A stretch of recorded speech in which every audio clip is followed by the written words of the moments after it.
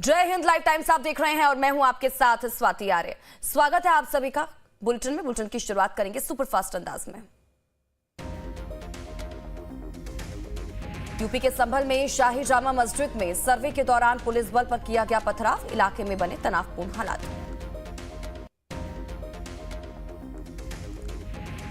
संभल में शाही जामा मस्जिद में सर्वे के दौरान पुलिस बल पर पथराव किया, जिसकी जवाबी कार्रवाई में पुलिस ने उपद्रवियों को हटाने के लिए लाठीचार्ज किया। यूपी के संभल में शाही जामा मस्जिद में सर्वे के दौरान पुलिस बल पर पथराव किया गया, जिसके बाद उपद्रवियों पर आंसू गैस के गोले दागे गए।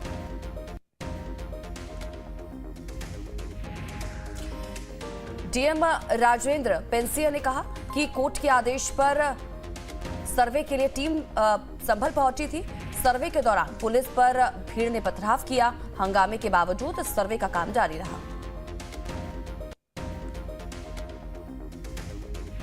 संभल के एसपी कृष्ण कुमार ने संभल मामले में कहा कि मस्जिद का सर्वे शांतिपूर्ण चल रहा था, मगर अचानक आई भीड़ ने पुलिस पर पथराव कर दिया, जिस पर भीड़ को कंट्रोल करने के लिए आंसू गैस के गोले दागे गए। तो वहीं दोषी लोगों पर उचित कार्रवाई की जाएगी। संभल में मस्जिद के सर्वे को लेकर मचे हंगामे के बीच ऑल इंडिया मुस्लिम जमात के राष्ट्रीय अध्यक्ष मौलाना शहाबुद्दीन रिजवी बरेलवी ने लोगों से शांति बनाए रखने की अपील की है और कानून का पालन करने के लिए भी कहा। संभल मस्जिद विवाद को लेकर बीजेपी प्रवक्ता राकेश त्रिपाठी का बयान आया सामने। राकेश त्रिपाठी ने संभल में हुए पथराव की घटना की निंदा की है। यूपी के संभल में शाही जामा मस्जिद के सर्वे के दौरान बवाल, उपद्रवियों ने सुरक्षा बलों पर बोला हमला।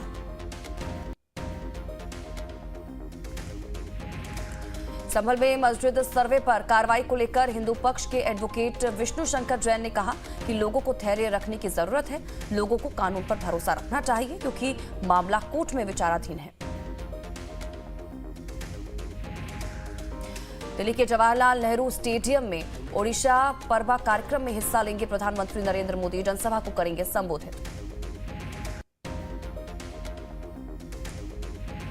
संसद के शीत सत्र को लेकर सर्वदलीय बैठक, राजनाथ सिंह, जेपी नड्डा समेत कई सांसद बैठक में शामिल। सत्र संचालन पर हो रही है चर्चा। झारखंड में अगली सरकार गठन को लेकर कवायद शुरू। रांची में सीएम हेमंत सोरेन के आवास पर इंडिया गठबंधन के विधायकों की बैठक जारी।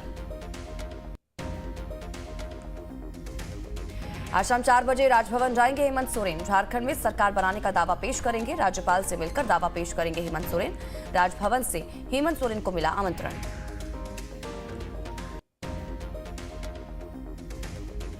लखनऊ में एबीवीपी का 70वां राष्ट्रीय अधिवेशन का आयोजन। एबीवीपी के राष्ट्रीय अधिवेशन में सीएम योगी हुए शामिल, किया संबोधित। आज मनाया जा रहा है एनसीसी दिवस। सीएम योगी हरमनप्रीत को देंगे chief minister gold medal.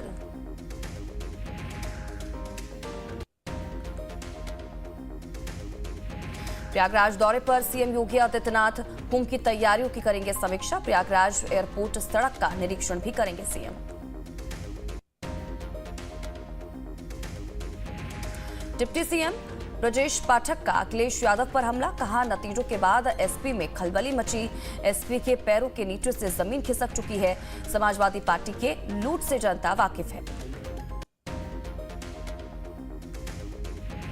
Deputy CM Brajesh Pathak ने कहा कि हार को अखिलेश स्वीकार नहीं कर पा रहे, जनता ने अखिलेश को नकार दिया। यूपी बीजेपी अध्यक्ष भूपेंद्र चौधरी ने विपक्ष पर बोला हमला, कहा विपक्ष में हार की हताशा है। करहल में एसपी का वोट परसेंटेज कम हुआ। यूपी बीजेपी अध्यक्ष भूपेंद्र चौधरी ने कहा कि 3 दशक के बाद कटहरी की सीट पर जीत हुई है। सभी जगह पर एक जैसा ही जनादेश रहा। बीएसपी अध्यक्ष मायावती ने किया ऐलान, कहा बीएसपी अब कोई उपचुनाव नहीं लड़ेगी। फर्जी वोटिंग को लेकर मायावती ने लगाया आरोप, कहा यूपी उपचुनाव में सरकारी मशीनरी का दुरुपयोग हुआ।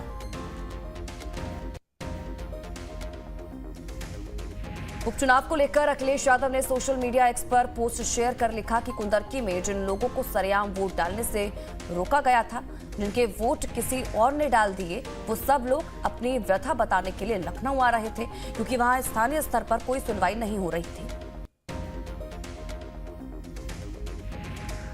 मुरादाबाद से लखनऊ जा रहे समाजवादी पार्टी के कार्यकर्ताओं को सीतापुर में प्रशासन ने रोका। शहर कोतवाली में रोके गए सपा कार्यकर्ताओं से मुलाकात के बाद समाजवादी पार्टी के राष्ट्रीय सचिव और पूर्व विधायक अनूप गुप्ता ने प्रशासन पर उनके उत्पीड़न का आरोप लगाया। झांसी मेडिकल कॉलेज पहुंचे कांग्रेस के प्रदेश अध्यक्ष अजय राय। झांसी मेडिकल कॉलेज के एनएसयूआई वार्ड का किया निरीक्षण। मृतक शिशुओं के परिजनों से कांग्रेस प्रदेश अध्यक्ष ने की मुलाकात। पीएम मोदी ने मन की बात के जरिए देशवासियों को किया संबोधित। पीएम मोदी ने एक बार फिर से डिजिटल अरेस्ट और साइबर फ्रॉड से किया आगाह।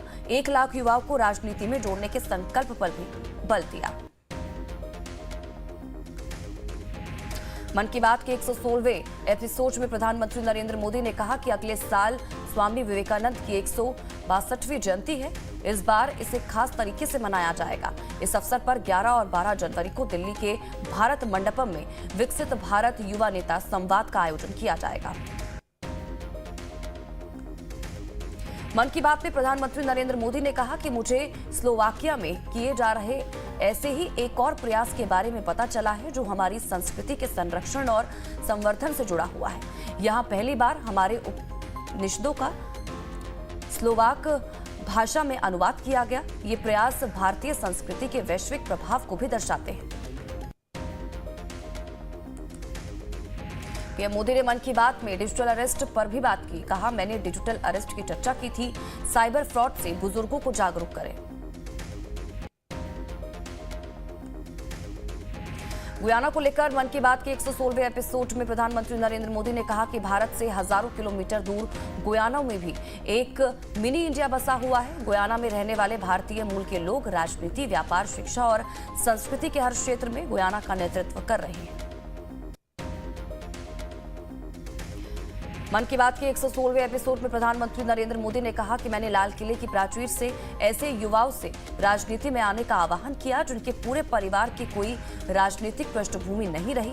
ऐसे 1 लाख युवाओं को, नए युवाओं को राजनीति से जोड़ने के लिए देश में कई विशेष अभियान चलाए जाएंगे। मन की बात के 116वें एपिसोड में प्रधानमंत्री नरेंद्र मोदी ने कहा कि हमारे आसपास जैव विविधता को बनाए रखने में गौरैया अहम भूमिका निभाती है, लेकिन आज शहरों में गौरैया बहुत कम दिखती है। बढ़ते शहरीकरण की वजह से गौरैया हमसे दूर हो चुकी है। मन की बात के 116वें एपिसोड में प्रधानमंत्री नरेंद्र मोदी ने कहा कि एक पेड़ मां के नाम अभियान पूरे देश से लोगों ने इस अभियान में बहुत उत्साह से भाग लिया। अब ये पहल दुनिया के अन्य देशों तक भी पहुंच रही है। एनसीसी दिवस पर मन की बात में प्रधानमंत्री नरेंद्र मोदी ने कहा कि आज एनसीसी दिवस है। मैं खुद भी एक एनसीसी कैडेट रहा हूं, इसीलिए मैं पूरे विश्वास के साथ ये कह सकता हूं कि इससे मुझे जो अनुभव मिला वो मेरे लिए अमूल्य है। मन की बात में प्रधानमंत्री नरेंद्र मोदी ने ओमान को लेकर कहा कि ओमान में बसने वाले ज्यादातर लोग गुजरात के कच्छ से हैं। ओमान में भारतीय दूतावास और भारत के राष्ट्रीय अभिलेखागार के सहयोग से एक टीम ने इन परिवारों के इतिहास को संरक्षित करने का काम शुरू कर दिया है।